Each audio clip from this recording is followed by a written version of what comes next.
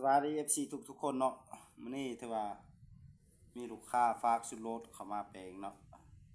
เพิ่นว่าแต่ก่อนนี่ยิ่งก็แห้งดีอยู่แต่ว่าเดี๋ยวนี้นี่ยิ่งนี่ไปแห้งแล้วเนาะยิ่งไปแห้งจังหน่อยแล้วเนาะจักเป็นหยังเนาะถ้าสิมางแล้วก็เว้าวิธีให้พี่น้องเนาะถ้ามันเป็นแบบนี้เนาะเจ้าก็อย่ามาปักกลนี่ออกเนาะหันกลตัวนี้2น็อตอยู่ในกลนี้ออกเด้อน้องเด้อ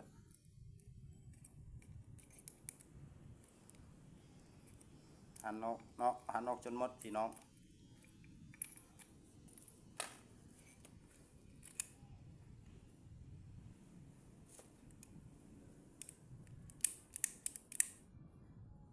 จากนั้นก็เอาน็อตตัวนี้ออกเนาะ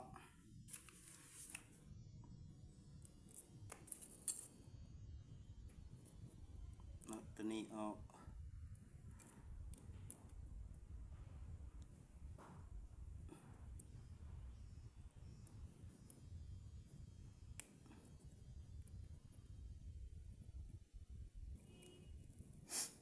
ยิ่งไปหล้นเนาะน็อตท่องอยู่ในมันสิเลาะเลยเนาะใส่ไปหล้นเนาะพี่น้องคุณกดกาเบิ่งเนาะ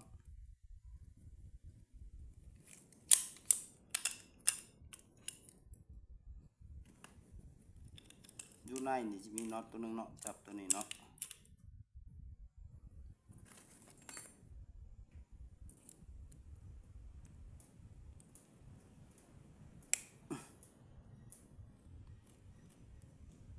อาจจะอัดคลิปวิดีโอให้เบิ่งเลยเนาะพี่น้องเนาะพี่น้องสนใจเครื่องตัวใดก็ทักเข้ามาได้เนาะทักเข้ามาสอบถามได้เนาะช่วงนี้ก็ถือว่าใกล้จะฮอดฤดูแล้วเนาะใกล้จะฮอดฤดูเข้าป่าเลย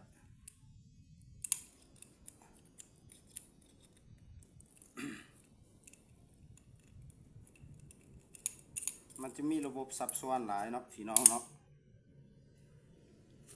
จะใส่น้ำมันหลายเห็นเนาะบ่จำเป็นจะใส่น้ำมันหลายปานนี้เด้อพี่น้องเด้อใส่หน่อยๆนึงก็ได้เนาะ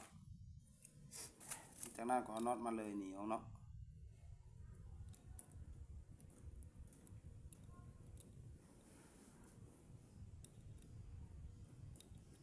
เจมาแย่เขานี่ไปเลยเนาะ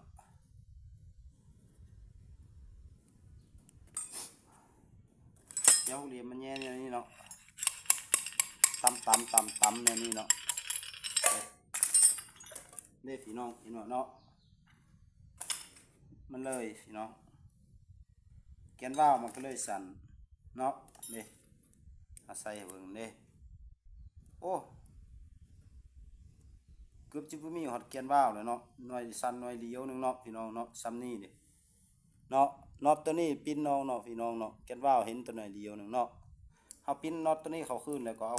กาวจวดใส่เนาะ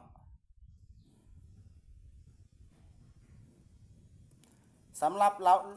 ลมออกปลายลำบ่มีปัญหาพี่น้อง1แม่นตัวนี้ดอกแกนว่าวนี่เนาะ2แม่นโอลิง2ตัวนี้เนาะลมออกปลายลำเนาะบ่มีปัญหาพี่น้องเปลี่ยนซะโอลิง2ตัวนี้เนาะโอลิงชุด2ตัวนี้ก็จับเลยแล้วก็ดอกแกนว่าวนี่เนาะพี่น้องเนาะนี่ตัวนี้ถือว่าผ่านการอัปเกรดแล้วเนาะ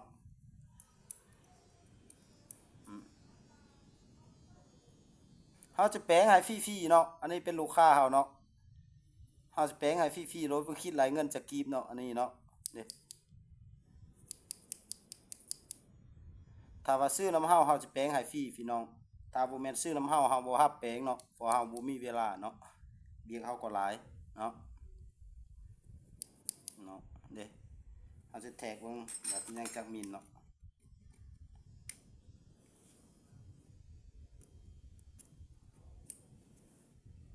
โอ้ยเจ้ยเอ้ย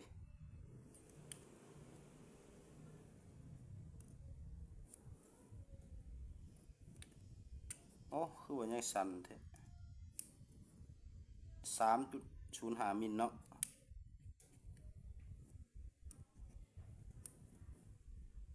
3 มิลเนาะยังเหลือ3 มิลเนาะให้สปินเขาอีกหน่อยนึงเนาะพี่น้องปิ้นตัวนี้เข้าแล้วเอากาวใส่เนาะถ้าว่าตัวนี้ปิ้นเข้าปิ้นออกนี่จะเฮ็ดให้ลูกวินไปเที่ยงพี่น้องเนาะลูกนี่ก็สำคัญเด้อ ลูกนี่ก็เป็นปัญหาหนึ่งที่สำคัญเนาะแต่ละวันของปืนมีจุดสำคัญไปหมดพี่น้องเนาะเฮ็ดให้ปืนบ่เกาะกลุ่ม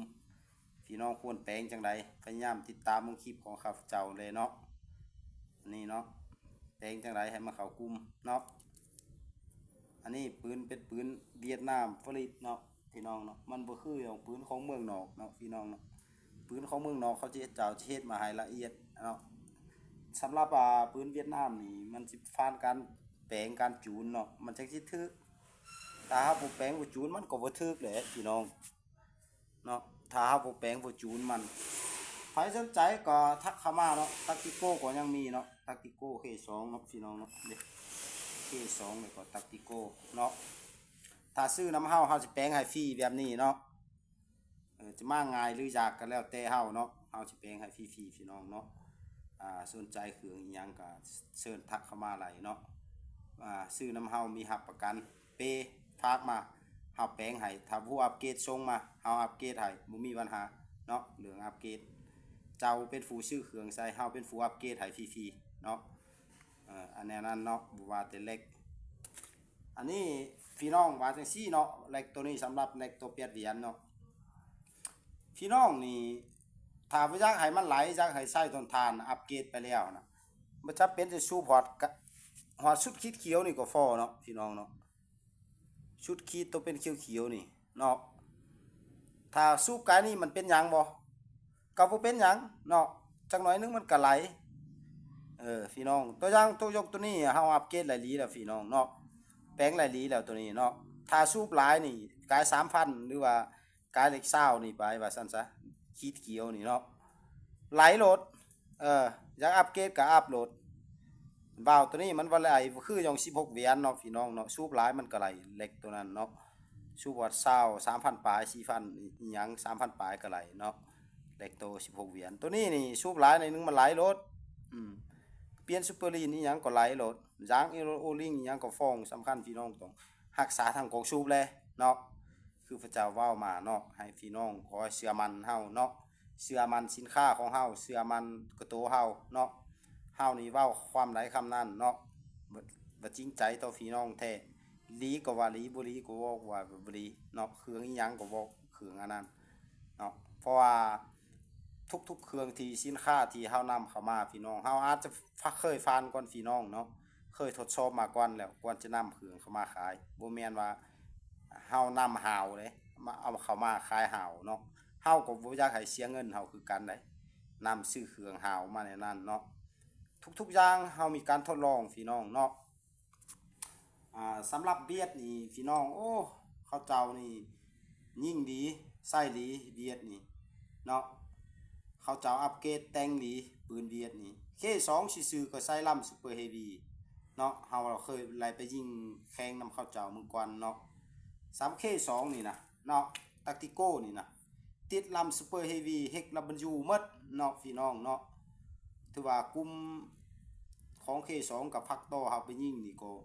ยักชูสีกันเพราะว่า K2 มันก็บ่น้อยหนาเพราะว่าลำมันหลีแลกมันหลีเนี่ยเนาะ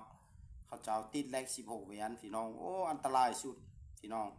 เนาะปืนเขาเจ้า 3K2 ตักติโก้ซื่อๆพี่น้องติดลำเฮกลับมันอยู่รุ่น7-8ล้านเนาะ7ล้าน8ล้าน9ล้านพี่น้อง